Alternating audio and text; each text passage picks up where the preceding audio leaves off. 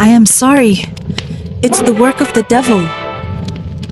Not every food joint is safe. Some pots are stirred with blood, and some spices are mixed with secrets darker than the night. In the busy city of Kaduna, there lived a woman whose name shook the entire town, Madam Salma. If you had never heard of her, it simply meant you were a stranger. Her restaurant was not just famous, it was an obsession. From sunrise to midnight, her shop overflowed with people. Men in suits left their offices. Traders abandoned their stores. Even women carrying babies tied to their backs stood for hours just to buy her food. The queue never ended. Cars blocked the road, neighbors complained, but nobody cared, because once you ate from Madame Salma's pot, you always came back.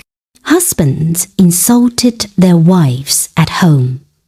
They said, "Your food is tasteless. Why can't you cook like Madame Salma?" Wives cried in secret, knowing their homes were breaking apart because of one woman's stew. The wives in the town formed a union looking for measures to end Madame Salma because she was becoming a force in their marriages. Her wealth grew like a mountain. She built a mansion at the edge of town, guarded by tall iron gates. She drove expensive cars that shone like mirrors. Yet, she still came to the restaurant every morning, cooking by herself, refusing anyone else to touch her pot. But across the street, another woman, Mama Hawa, sat in her empty shop. There were times Hawa's food was the pride of the street. People rushed her tuwo and soup, her jollof, her fried meat. But the day Madame Salma opened, Hawa's customers disappeared like smoke. Her benches turned cold. Her pots stayed full until night. She began to lose weight because of overthinking.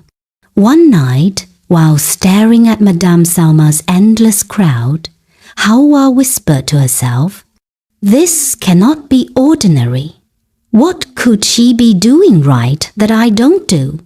What's her secret?" The next morning, before dawn, she wrapped her scarf tightly and hid in an uncompleted building, waiting for Madame Salma. Suddenly, Madame Salma stepped out and Hawa trailed Madame Salma. She followed quietly, tiptoeing, her eyes sharp. Madame Salma walked through narrow alleys until she reached a dark corner behind the central market. Hawa hid behind a broken wall and watched. What she saw made her skin crawl. Madame Salma knelt before a small black clay pot buried in the ground. Around it were bones of slaughtered animals, feathers, bloodstains, and broken kola nuts. She whispered into the pot, sprinkling pepper, onions, and oil, chanting words no human should say.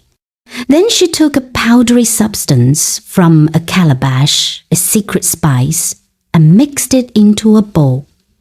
Her voice grew deeper, her eyes glowed strangely, as if another being had entered her body. She licked the powder from her finger, smiled, and whispered, "Let them never resist my food."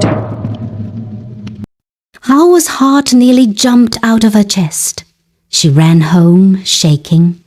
Now she knew the truth. The food was sweet because it was charmed with sacrifice and blood. That evening, Hawa gathered courage and walked into Salma's crowded restaurant. She stood tall and shouted, "Announcement, oh!" Are you people sure of what you are eating? Do you know why no other food tastes good to you anymore? The crowd stared at her, surprised. She cried louder.